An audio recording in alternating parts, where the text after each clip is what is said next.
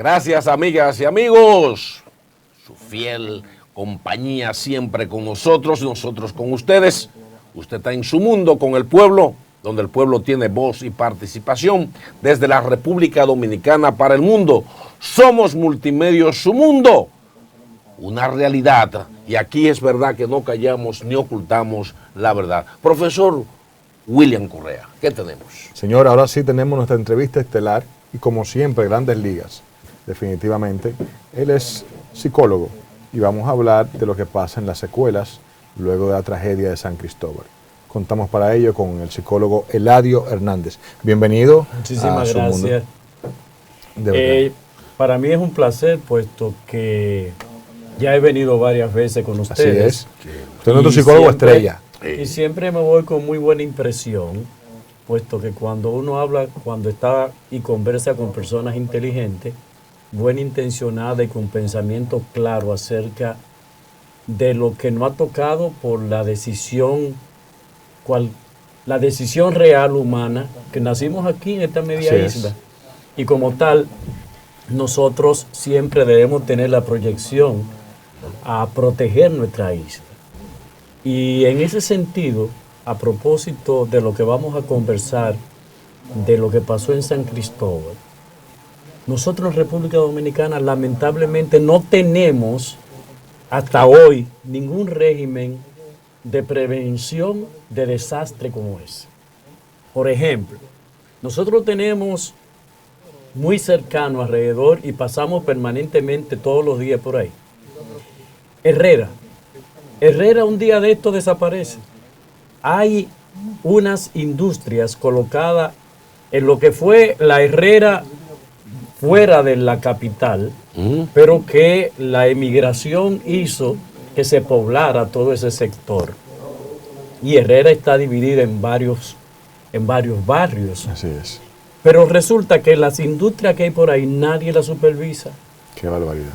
Nadie sabe los líquidos, las sustancias que se mezclan por ahí, que pueden suceder exactamente lo mismo que está viviendo la gente de San Cristóbal, lamentablemente. Wow. Mire, profesor, dentro de ese contexto que usted describe, que hasta es para uno asustarse, porque en torno a empresas se han ido construyendo barrios. Así es. Porque eso jala trabajo. Ahora bien, se ha dicho que la República Dominicana se ha ido perdiendo la capacidad de asombro. Yo siempre pongo un ejemplo que me sucedió estando yo en Canadá hace muchos años. Una niña murió en un accidente de tránsito mientras iba en su autobús. Y hubo un accidente y una niña murió. Yo me pasé un mes en Canadá y todos los días la sociedad de ese país enorme, tan grande, solo hablaban de ese solo hecho de que en un accidente murió una niña, como que se paralizó. Esa capacidad de preocuparse. Nosotros vivimos en un país donde lamentablemente ocupamos la lista del país donde más muertes tenemos por accidentes de tránsito. Aquí diario se anuncian muertes, tiroteo, asalto, etcétera, en tragedias, y ya como que la gente, no sé si es que tiene un espíritu griego de lo trágico, pero como que parece que la gente no se asombra. Entonces, ¿cómo vinculamos ya una cultura de pérdida del asombro ante una sociedad que se ha ido haciendo cada vez más violenta? Mire, yo pienso que puedo diferir un poco de esa realidad, porque cada vez que nosotros sentimos y hablamos con la madre que pierde su hijo, hay un sentimiento, una emoción que nos llega a nosotros y nos hace reflexionar acerca de la realidad que nosotros vivimos en una sociedad de un grupo de personas que solo piensa en ellos y en la acumulación para ellos. Todo eso trae como consecuencia esa pérdida de las emociones de solidaridad, de colaboración, que son atributos humanos inherentes a cada uno de nosotros. Ustedes saben el dato de que cada semana en República Dominicana mueren, se matan entre ellos, entre 9 y 10 hombres. Qué barbaridad. Semanalmente pasa en República Dominicana. Al año, nosotros tenemos aproximadamente la muerte de casi 2.000 y tanto, casi 3.000 hombres dominicanos que se matan entre ellos. O sea que estamos hablando de una violencia sumamente colectiva, y la que tú señalabas, la violencia en el tránsito, también es otra violencia que genera cientos de muertes. O sea que nosotros, robusteciendo un poco eso, de que no están acostumbrando a los niveles de muerte. Y esa costumbre de niveles de muerte es peligroso para nuestra nación, porque en la medida de que nuestros hijos se educan en función de no importa que tú mueras, no importa que tú puedas fallecer, en esa misma medida la estabilidad emocional de conservar la vida y de perderle el miedo objetivo que tenemos los humanos. Todos los humanos tenemos un miedo objetivo, que es el miedo a la muerte. Y si nosotros perdemos el miedo a la muerte, entonces nosotros estamos entrando en un pueblo que pierde su capacidad de asombro. Y aparentemente nosotros estamos en ese camino y no hay una reflexión con relación a eso. Fíjese que ahora en este momento lo que pasó en San Cristóbal, que hasta ahora lo que yo he leído, 32 personas perdieron la vida. Esa es una situación en donde ese grupo de familia y el pueblo de San Cristóbal está en duelo. Está en duelo, y ese duelo muy probablemente durará en la mente de mucha gente para toda la vida. Porque ninguna madre, ningún padre se recupera de la pérdida de ese muchacho de 17 años.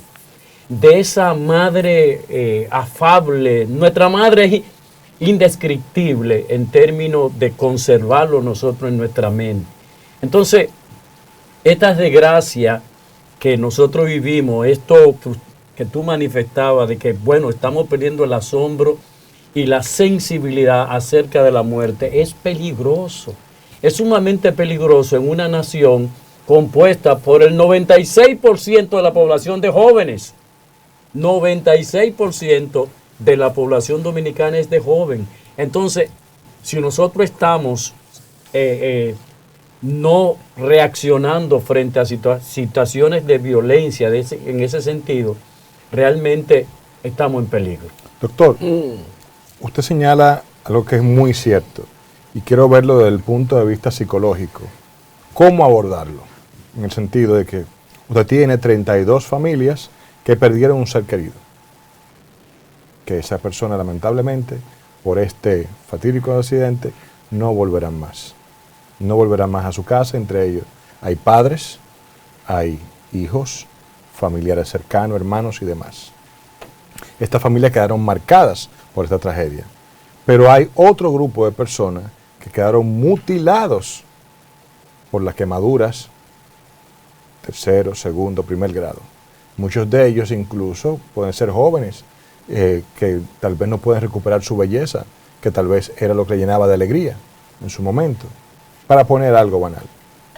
Pero también hay otros jóvenes, otras personas, que lo que perdieron fue material, pero para ellos tal vez era todo lo que tenía económicamente, y que saben que ya ahora están en bancarrota, y sabemos en más de un caso de personas que por menos de ahí se han quitado la vida. O sea, todos necesitan asistencia psicológica. Esa asistencia puede esperar. ¿Desde cuándo y quién debe estar asistiendo a esa familia y haciendo el abordaje correcto de acuerdo a sus necesidades? Excelente. Lo primero que hay que aclarar es que San Cristóbal está en duelo y básicamente los afectados más que los demás están en duelo. Y el duelo, en términos psicológicos y en términos psiquiátricos, presenta 5 etapas. Esas 5 etapas son para darle seguimiento. No necesariamente están en un mismo orden, porque pueden darse 2, pueden darse 3, pero hay un duelo. Y cuando hablamos de duelo, ampliándolo de manera total, cuando nos botan de un trabajo, estamos en duelo. Sí. Cuando nosotros quedamos discapacitados por andar en un motor y simplemente nos chocan y simplemente somos ya seres que no tenemos la capacidad de trabajo, y peor es cuando tú eras proveedor de la familia, también hay un duelo. Entonces el duelo, la primera etapa del duelo, lo que está pasando a esa gente, es la negación. Coño, no es posible que eso no fue con nosotros, no, eso no es conmigo. La negación es que no se encuentra al familiar, pero siempre se tiene la esperanza, el deseo de que va a aparecer en cualquier momento, casi por magia, porque negamos el acontecimiento que sucedió. Es una negación total. Pero viene otro de las etapas del duelo, y ese es peligroso, que es la rabia, la ira. Esa rabia e ira que siente la gente, culpando a personas, culpando instituciones, culpando al dueño del negocio, culpando a personas que tú entiendes fueron los culpables de esa situación. Si dependiendo el tipo de persona, esa persona o es esa sola persona o ese grupo de personas puede reaccionar frente a quienes él entiende son los culpables. Porque hay una etapa mental en donde los neurotransmisores que nos encaminan a reaccionar nos dicen que tu madre murió, tu hermano murió, tu tío murió, el familiar cercano, el amigo que tú querías, murieron o tienen ya perdieron parte de su cuerpo, justamente por quien produjo ese acontecimiento. Entonces es una etapa sumamente, esas dos primeras etapas del duelo son difíciles y debe haber un equipo que pueda ser vigilante, no intervenir, porque ahora en estos procesos que está viviendo de duelo la gente, el hecho de tú acompañarlo supuestamente psicológicamente no necesariamente puede tener un efecto positivo. ¿Por qué? Okay. Porque resulta que tú necesitas ayuda física, tú necesitas dónde dormir, tú necesitas cómo descansar, tú necesitas saber quién te va a dar la ayuda física de este momento donde tú te quedaste sin nada, después de 20 años de trabajo, 30 años de trabajo, de repente en un abrir y cerrar de ojos se perdió todo. Y que muchas veces la persona que falleció era el proveedor de la casa. Por ejemplo. Claro, sí. Entonces, en ese sentido, estos primeros días, la gente necesita ayuda física, ayuda de cosas reales. Porque, ¿qué resulta? Los humanos tenemos reacciones por una característica de formación, por una característica de nacimiento, de quienes podemos soportar acontecimientos. O sea, vulnerabilidad y afrontamiento, que es como se llama. Hay quienes no soportamos que alguien nos rebate el celular y se lo lleve. Y eso para nosotros es una tragedia por muchos meses. Sí. Pero resulta que hay otro que dice, ¿qué es lo que se llevó ese? Qué bueno que se lo llevó, porque así yo compro otro más moderno. Que quería comprarlo hace mucho. Por ejemplo. Entonces, fíjese cómo hay diferencia en términos de abordar los acontecimientos. Entonces, en situaciones como esa, lo importante es primero la intervención de las necesidades básicas de ese momento, para luego entonces seguir el proceso de la fase del duelo, que es la negociación. O sea, pero ven acá, perdí el colmado que tenía, pero déjame ver si el gobierno me ayuda a yo ponerme en la esquina, en la otra esquina que siempre había pensado. Empiezan la búsqueda de información de cómo tú volver a insertarte. Cuando tú encuentras esas posibilidades, ya tú estás dando cierto aliento a lo que es una situación emocional desesperante que tú vives.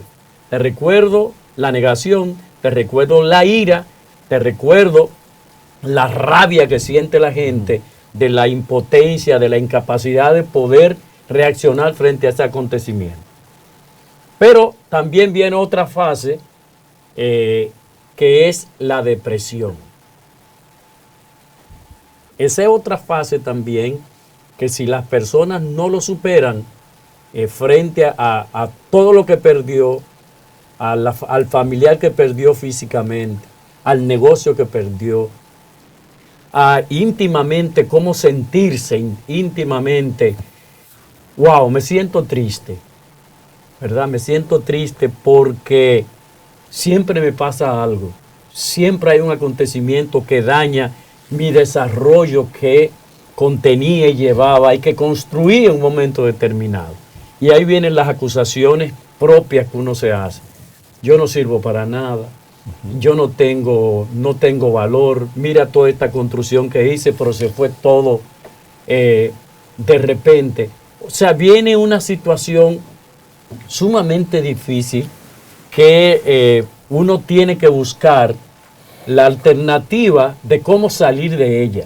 Y ahí sí ya viene, después de 2 semanas, 3 semanas, la intervención del profesional de la conducta que pueda ayudar a esa realidad. Doctor, usted señala que después de 2 semanas, 3 semanas, o sea, estas 4 etapas que usted acaba de mencionar, pasan en un tiempo determinado, o sea, se asumen en 2 días una etapa, 3 días la otra. Va a depender el tipo de persona, o sea, la personalidad del sujeto. Ahí Pero voy. ojo, hay personas que no superan esas etapas. Claro.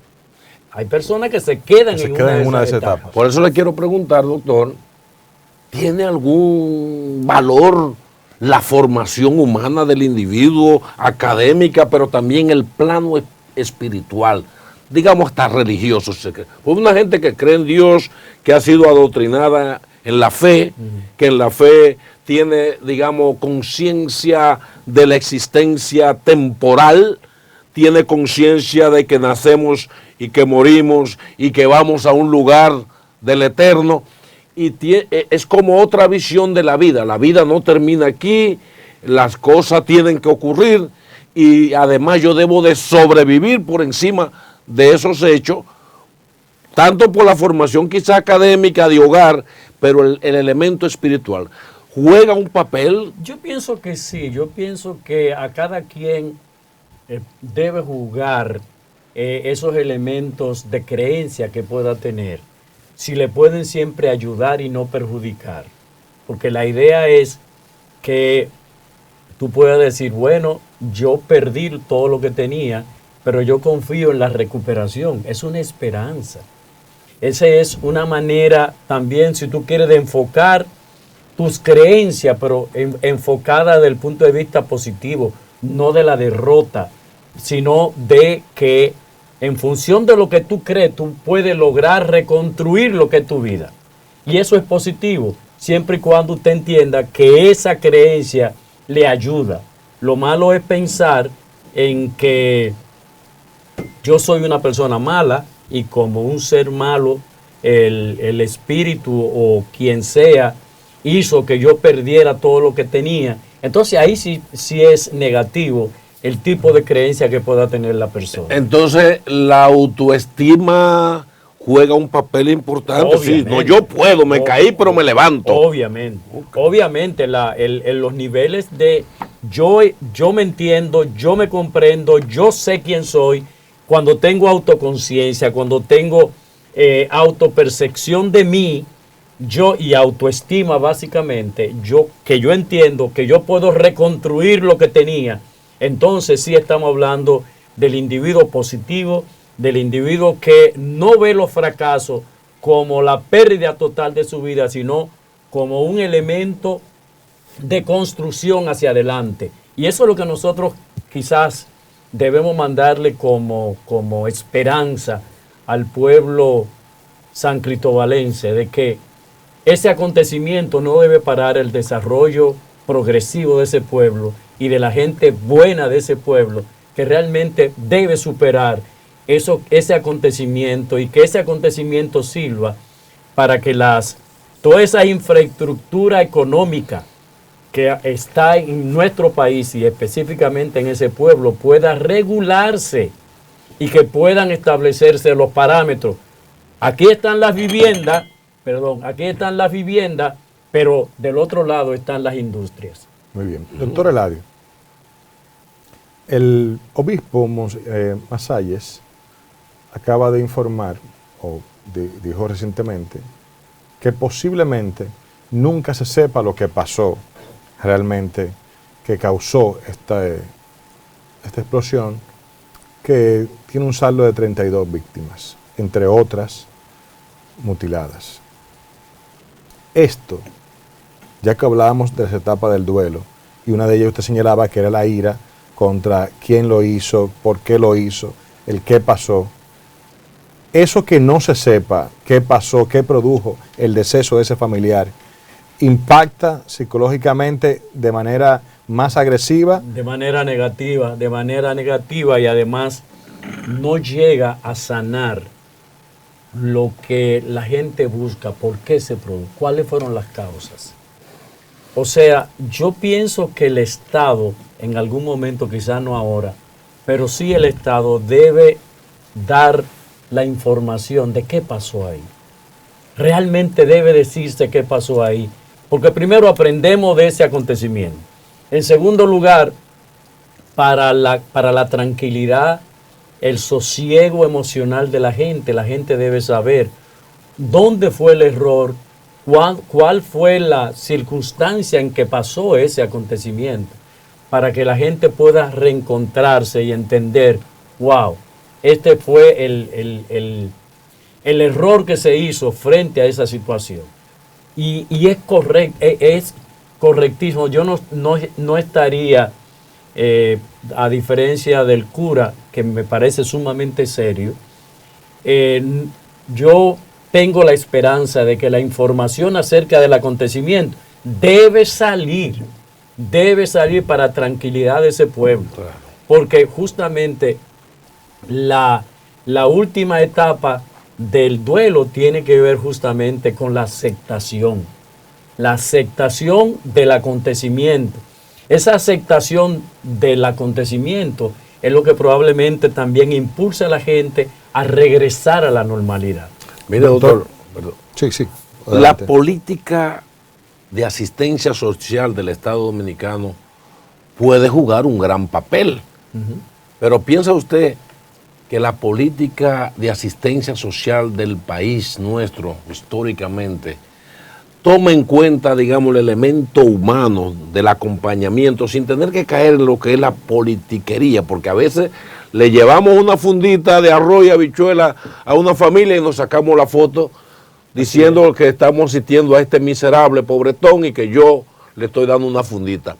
O habría que formular toda una estrategia política, social, humana, para que el pueblo sepa que ante cualquier catástrofe cuenta con la mano amiga del Estado. Y le pongo un ejemplo. Yo, por ejemplo, en Estados Unidos, con la pandemia, la gente se sintió tan bien porque cada familia recibió primero $1,200, después otros 1,200 más, y un Estado brindándole asistencia solidaria. Y la gente mejor se pasó una pandemia en Estados Unidos hasta viajando de tanta ayuda que le dio el gobierno. O sea, no fue tan traumática el caso de la COVID, ¿no? Sí. Bueno, por una política social. Ya, aquí no hay ninguna política social con relación a eso.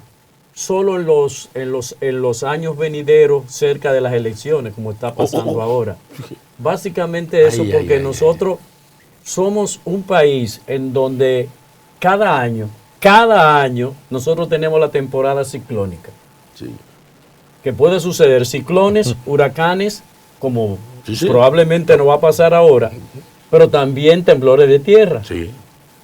Ahora, yo me pregunto, y siempre he insistido, y he tratado de que me escuchen, ¿tenemos nosotros por lo menos refugio donde la gente pobre, la gente que el mismo gobierno permite, los gobiernos, que construyan alrededor de las cañadas, sabiendo que es ilegal hacer esa construcción? Nosotros que permitimos que en el río Sama ahora mismo hay una familia que está rellenando toda la parte que tiene que ver con el río y con la conservación del clima. O sea, aquí no nosotros no tenemos una sola política de protección hacia el pueblo dominicano. Le estoy diciendo que Herrera en cualquier momento se va. El sector de Herrera, con todas esas industrias que tiene, y una básicamente en dos laterales, en cualquier momento puede desaparecer. Pero ¿dónde están? ¿Dónde está la política de protección a la gente humilde? Eso no existe, lamentablemente. porque todos nosotros sabemos que una cosa es vivir de la Máximo Gómez hacia después de la Máximo Gómez y de la Máximo Gómez hasta la Luperón son unos Santo Domingo totalmente diferentes. Bueno, doctor Vino Duro. Eladio, una pregunta importante. Ahí, bueno, esta mañana, para ponerlo en contexto, Matinal Su Mundo, el matutino de esta planta televisora, tuvo un excelente programa desde la zona cero, desde San Cristóbal. Allí habló con diferentes autoridades, entre ellas el alcalde, habló también con personal de la Defensa Civil y de los bomberos, y fue un gran programa. Y allí yo noté que dentro de esa asistencia psicológica de la que estamos hablando, porque hablamos de la asistencia que necesita la persona que perdió un familiar, de la familia o de la persona que quedó mutilada o quemada, de la persona que perdió todo, sus ajuares o su inventario, tal vez su negocio, pero ¿qué pasa con el rescatista? Con el que tiene el primer impacto, que encuentra el cadáver, que encuentra tal vez ese amigo mutilado, quemado. ¿Qué pasa con ellos? Mira, ¿qué pasa con ellos? Porque esas son la gente que nunca se habla de la asistencia psicológica con ellos. Hay una figura que se llama cuidando al cuidador. Es ese grupo de profesionales de psiquiatría y psicología que cuida a quien está cuidando. Entonces, eso es como, por ejemplo, nosotros no lo tenemos en el país, o yo ignoro que sí existe. ¿Quién cuida a los jueces y fiscales en términos psicológicos? Sí. ¿Quién, después de haber escuchado cientos de casos y de tragedia, quién ayuda a esos jueces y fiscales a que mentalmente estén sanos? Entonces, justamente en los desastres hay equipos que no intervienen directamente, sino que intervienen a los que están interviniendo para velar por la salud mental de esa gente. Claro, se lo digo porque realmente a mí me impactó mucho ver las imágenes de este rescatista cuando hablaba de las personas, cómo le encontraban, las condiciones que le encontraba allí, y fue algo que realmente me impactó y me decía, bueno, es cierto, estas personas que van a salvar vidas, que su misión es salvar vidas, que ponen la misma vida de ellos en peligro para poder ayudar a los demás, que se encuentran con este escenario dantesco. Así es. Y posiblemente un vecino, tal vez alguien que es de su misma comunidad, que se crió, nació con ellos. Entonces, encontrarlo en estas condiciones, mutilado, quemado. Entonces, cuando él señalaba que en su casa, en el momento él no podía llorar, es lo que tenía que resolver, tal vez darle una adrenalina, etcétera. Pero cuando llega a su casa, cuando llega a la tranquilidad de su hogar, que está sentado solo, que llegan esas imágenes, entonces evidentemente le afecta de manera catastrófica.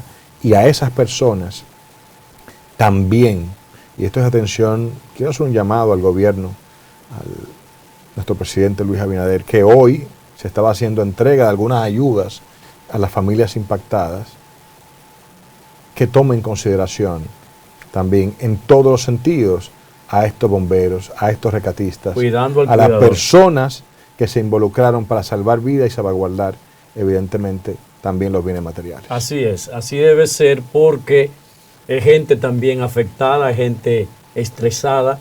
Fíjese que hay una figura que se confunde mucho, que se conoce como estrés postraumático, que es cuando pasa el tiempo, tú recuerdas las imágenes del acontecimiento traumático como si estuviera sucediendo en ese momento. A esto se denomina estrés postraumático. Pero lo que está viviendo la gran mayoría de personas que está ahí, que participó, que fue afectada, es probablemente estrés agudo o estrés crónico, en donde hay unos cambios totales del comportamiento, de los estados afectivos, de la personalidad del individuo, de los elementos cognitivos, de la personalización que se produce con estas personas, que son los efectos de ansiedad que vive la persona producto del estrés que está viviendo en ese momento, que regularmente es agudo y que si no se le atiende, la persona puede entonces producir meses después el estrés postraumático. Hay una figura, doctor, que para mí fue nueva, la conocí recientemente, que son los psicocardiólogos.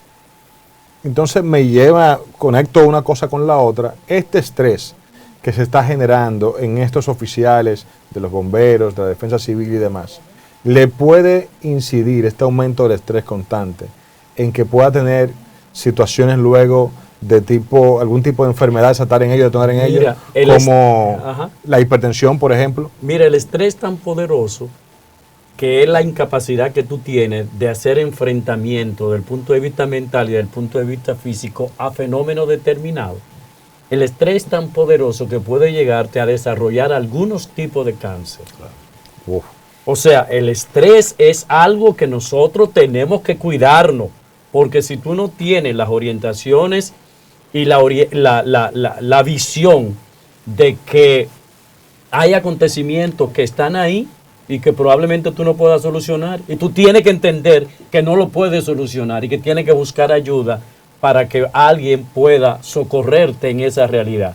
Porque hay esos acontecimientos, si tú le das seguimiento y tú sabes que no puedes resolverlo, lo que van a producirte es que tu sistema inmunológico, que es el que te defiende a ti de las enfermedades, se viole y entonces tú produzcas determinadas enfermedades. Wow.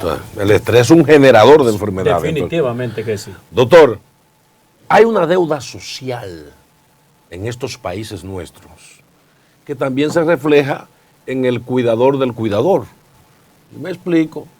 Un bombero voluntario, uno de la defensa civil voluntarios, pero esa gente vive en realidades de pobreza en su casa.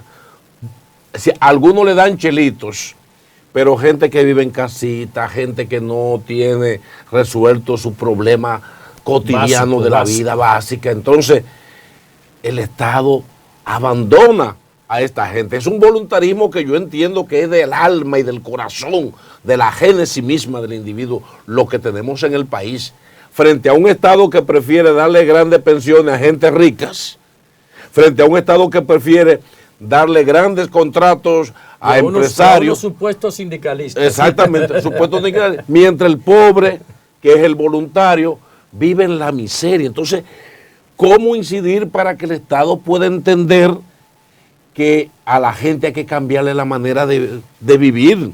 Definitivamente, pero es un poco más amplio eso que tú estás planteando, sumamente interesante. ¿Cómo cambiar nuestro estado de vida en República Dominicana, donde nosotros los dominicanos, yo siempre repito eso, nosotros los dominicanos somos de los pocos países que tenemos una de las más bajas esperanzas de vida del continente? La esperanza de vida de nosotros los dominicanos es 73 años para los hombres. La más baja nos sigue Haití después de nosotros.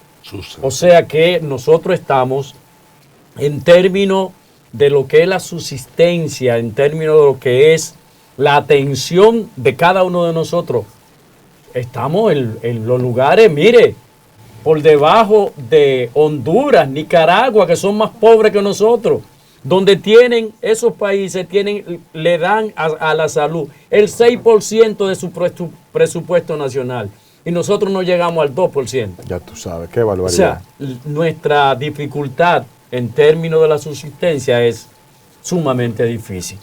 Entonces, ojalá que en algún momento nosotros podamos entender que realmente necesitamos unos gobernantes que piensen en la población y que no piensen siempre en los grupos que durante más de 50 años han crecido económicamente, pero que las cañitas siguen siendo las cañitas, Gualey sigue siendo Gualey y todo sigue igual, a pesar de que en otros sitios no es así. Así es, doctor. Vamos, doctor, en este preciso momento, aprovechando que estábamos hablando de esto, para, frente al fenómeno que es inminente, parece ser en la República Dominicana, hacer conexión con la ONEMET, como un canal educativo para mantener informado al pueblo dominicano y a toda esa diáspora que está fuera en esta misión que tenemos como Televisión Global, y hagamos conexión inmediata con la ONAMED,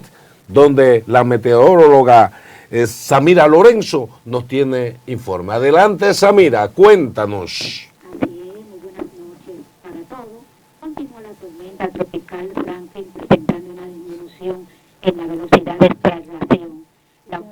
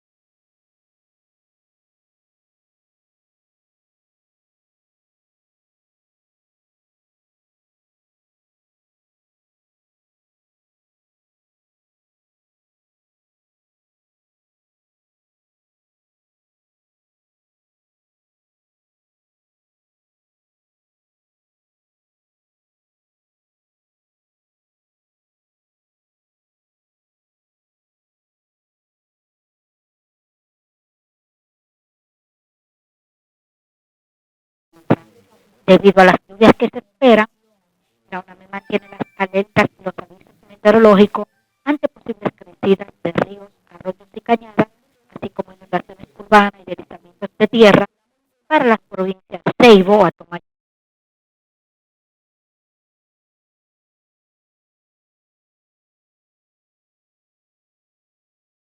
Barahona, entre otras.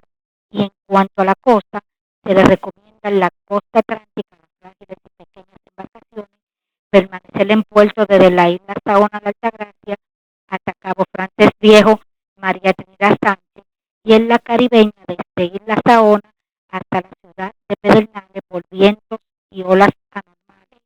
Esto es todo lo que tengo en cuanto al tiempo desde la Oficina Nacional de Meteorología. En un informe especial para Su Mundo con el Pueblo, les informó Samira Lorenzo. Samira, ¿Sí? necesitamos agradecerte mucho. Necesitamos que nos recapitule nuevamente porque hubo algo de Los audio. toques más importantes. Sí, lo más importante de nuevo ahí. Para las personas que se están conectando en este momento con nosotros. Sí, lo más importante sería que se prevé que estará incidiendo directamente sobre nuestro territorio a partir del martes en la noche. Recomendamos que estén atentos a los boletines que emitimos aquí en el Centro de Pronóstico para ver la evolución y el desarrollo de este sistema. Excelente. Gracias, Samira Lorenzo, desde la oficina de ONAMED. Aquí Excelente. continuamos, señores. Estamos Así llegando al es. final, William. Bueno, después de y ya volviendo una vez con el doctor, después de este panorama oscuro que hemos visto, donde está señalado incluso que la parte de Herrera y otras zonas también industriales pueden correr el mismo destino, Dios los libre siempre, que tomemos precauciones. Yo quiero saber, doctor, que usted me diga qué hacer. En este momento, entonces, ¿qué hacer con estas personas a partir de la tragedia? Para que esas personas que están viendo el programa, tal vez vecinos de algún familiar que perdió a alguien en esta tragedia de San Cristóbal, tal vez algún amigo que tiene a una persona mutilada o quemada a través de esa tragedia, o algún amigo de alguien que perdió todo en esto. ¿Qué hacer? ¿Cuáles serían los siguientes pasos? ¿Qué haríamos? En lo que nos conteste el doctor, vamos a permitir a una llamadita y el doctor nos contesta. Perfecto. Que tenemos los teléfonos llenos. Su Mundo con el Pueblo. ¿Quién Adelante. y de dónde? Que imagínate que tenemos... Ahora de los guaricanos. Adelante. Aló. Para felicitar la Gracias, gracias. la alianza, Muy bien. Ah, la sí. alianza, que es muy fuerte. Qué bien, qué Muy bien. bien, que por fin ya vamos a salir de eso, que las amas de PRMistas, que las amas de casa no pueden ir a los supermercados porque todo es muy caro. ¿Y la lluvia, cómo andan por allá? La lluvia está medio nublado, está nublado. Guaricano. de aquí de los Guaricanos. Esperemos un día que todo salga bien. Perfecto. Muchísimas gracias por tu llamada. Al doctor. Este espacio es suyo. Mira, hay una cosa importante también que hay que resaltar. Y es que a propósito de las tormentas, del anuncio de las tormentas, también nuestro estado de ánimo, nuestras emociones también empiezan un momento de crisis. Aquella crisis de pre-impacto, post-impacto, pre y post, con relación a este acontecimiento que también nos saca un poco y nos une un poco con relación a la tragedia, entrando en otra posible tragedia o las expectativas de una tragedia. Pero bueno, ¿qué hay que hacer con la gente que está sufriendo con la desgracia de San Cristóbal? Lo primero es que si usted tiene amigos conocidos, hable con esa persona y permita que esa persona pueda desahogarse. Okay. Que la persona, si tiene que llorar, que llore. Si hay que darle el abrazo de solidaridad, hágalo. De que no le diga a la gente que está llorando, que está sacando esas emociones, que no llore, que nada ha pasado. No, eso es mentira, pasó algo. Claro. Y claro, que la gente debe asumir esa responsabilidad. Que la gente exprese esos sentimientos y que usted puede escuchar a los demás, puede escuchar a esa gente y simplemente no ponerse usted de ejemplo. Me pasó a mí tal cosa, yo lo pude superar. Tú tienes que buscar los mecanismos de cómo realmente encontrarte, porque tú eres y tienes la capacidad y pudiste hacerlo, y creo que podemos encontrar la solución. Y cuenta siempre con un amigo, con un vecino, con esa persona solidaria que soy yo para poderte socorrer. Esas son las orientaciones que podríamos decir. Finalmente, doctor, hágale un llamado a este pueblo dominicano en general, porque aquí hay muchas cosas que acechan al pueblo, además de una violencia generada por la misma injusticia social de la deuda. Así es. Y por otro lado, nosotros estamos ubicados sobre 14 fallas sísmicas como isla, ¿no? Y al mismo tiempo yo estoy asombrado de saber que Herrera, como cualquier poblado que esté en torno a zonas de grandes industrias, están en peligro. Hacer alguna recomendación tanto a la población como a los propios organismos del Estado. Mire, yo pienso que el Estado debe ser el responsable y cada dominicano también debe empoderarse a exigirle al Estado que ubique esas industrias de peligro fuera del entorno de la población vulnerable, que no es posible que por esta ambición, por este deseo permanente de acumular y acumular y acumular, se esté muriendo gente en función de querer simplemente tener los bolsillos repletos, porque entienden que están por encima del común de los dominicanos, que también somos seres vivos y queremos vivir en esta media isla que nos ha tocado a cada uno de nosotros. Doctor, muchísimas gracias.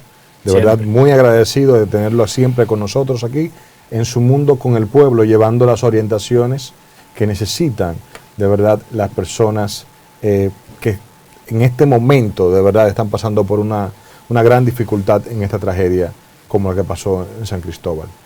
Marino. Ya ustedes, amigas y amigos, fieles seguidores de Multimedios Su Mundo, continúen con la parrilla informativa de Multimedios Su Mundo desde la República Dominicana para el mundo. Somos televisión global comprometida, porque aquí no callamos ni ocultamos la verdad. Continúen con la programación y será hasta mañana. A cuidarse. Su Mundo.